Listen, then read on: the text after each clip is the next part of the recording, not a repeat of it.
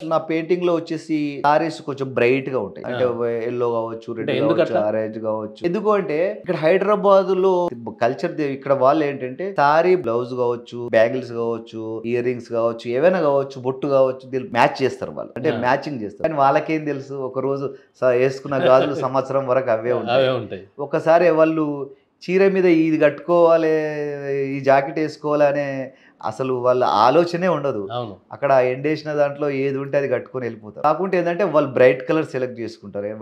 White colour ఏసుకోరు. Light colours ఏసుకోరు వాళ్ళు. ఎందుకంటే తొందరగా మాసిపోకూడదు. మాసిపోతదని. అందుకోసం అని చెప్పేసి అలాంటి కలర్స్ ఏసుకుంటారు. నా దాంట్లో ఎక్కువ శాతం అలాంటి కలర్సే. ప్రైమరీ, సెకండరీ కలర్స్‌లో నేను యూజ్ చేస్తుంటా. కానీ డిఫరెంట్ మ్యాచింగ్ చేయను ఎప్పుడు. ఎందుకంటే వాళ్ళు మ్యాచింగ్ చేయరు. వాళ్ళకి తెలియదు. ఇలాంటి మేకప్‌లు అంటే గాని గ్రామీణ జీవితాన్ని మీ చిత్రకళకు అన్వయించుకున్నారు. మన గ్రామీణంలో చాలా అద్భుతంగా ఉంది. మీరు చూడండి మీరు ఊర్లలో ఒక ఒక ఒక ఒక ఆమెను చూస్తే మీరు ఆమె పెట్టుకున్న ముక్కుపుల్ల చూడండి. అవును. ఇక్కడ చెవులకు పెట్టుకున్న కమ్మలు చూడండి, గంటిలు చూడండి, ఇప్పుడు కనిపియయి మరి. చీలకేసుకున్నవి చూడండి. ఆ చాలా కాలంలో ఉండేవి గాని అద్భుతంగా చాలా అద్భుతంగా అవును. ఉంటారు. అసలు వీళ్ళు ఇక్కడ మీరు మేకప్ అవసరం లేదు వాళ్ళకి అంటే ఏం తెలీదు. వాళ్ళది నేచురల్ ఫేస్ ఎంత బ్యూటిఫుల్‌గా మనకు అవును. వాళ్ళ ఫేస్‌లు కనిపిస్తాయి. అందుకే నేను వాళ్ళ కలర్స్‌ని కొంచెం దగ్గరగా ఉండేలాగా కొంచెం డార్క్‌లో ఏస్తుంటా. మట్టి మనుషులు అన్న విధంగా నేను ఏస్తుంటాను.